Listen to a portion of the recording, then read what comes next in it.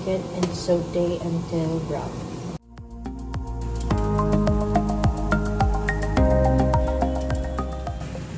I finally had all the ingredients for chicken pastel, so I'm doing it today. What I'm doing now is browning the chicken.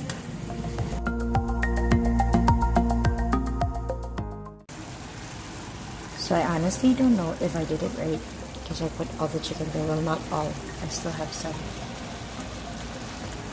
So I don't know if I just overcrowded the pan or what. We'll see. We'll see how it turns out.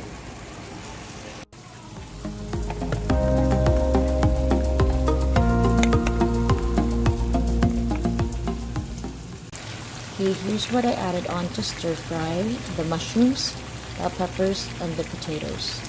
Basically, yung mga kailangang palambutin and lutuin.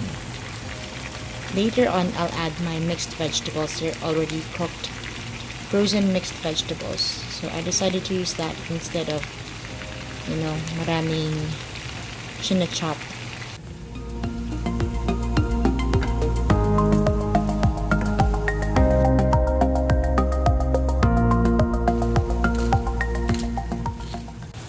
So, stir fry until everything is well combined.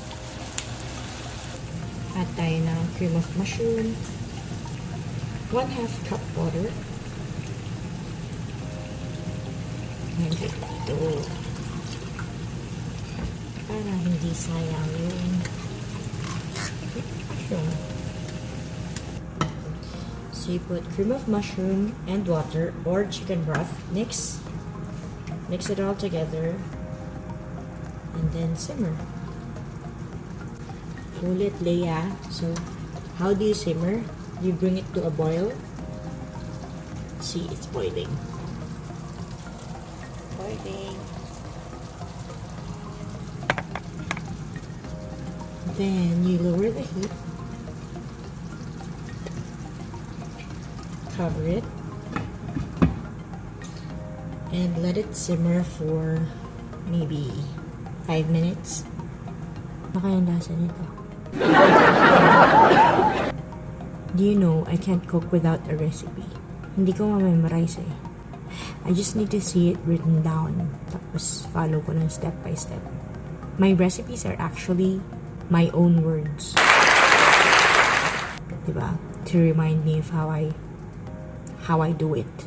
So while we have our pastel simmering at the back, linis-linis tayo ng konti.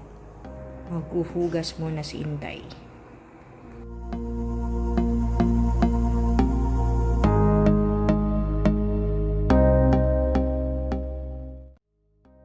After simmering, we add our all-purpose cream. And then the Vienna sausage. I'm using chicken Vienna sausages. Let's try that. Isang lata, tapos I sliced the sausage in half. Boil on high and simmer again for 3 minutes.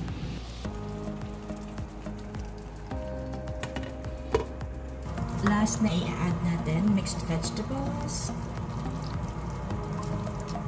Uy, sorry naman pala, walang ayos.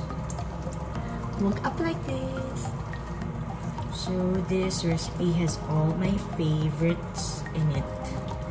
Chicken, Vienna sausage, gulay, mixed vegetables I like. Oh, mushrooms, cream of mushroom. Lasa ba siyang pastel? Tignan natin.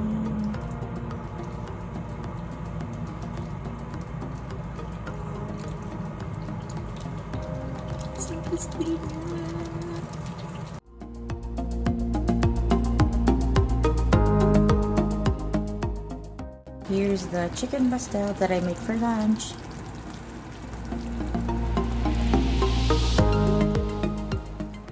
Bye, see you next time.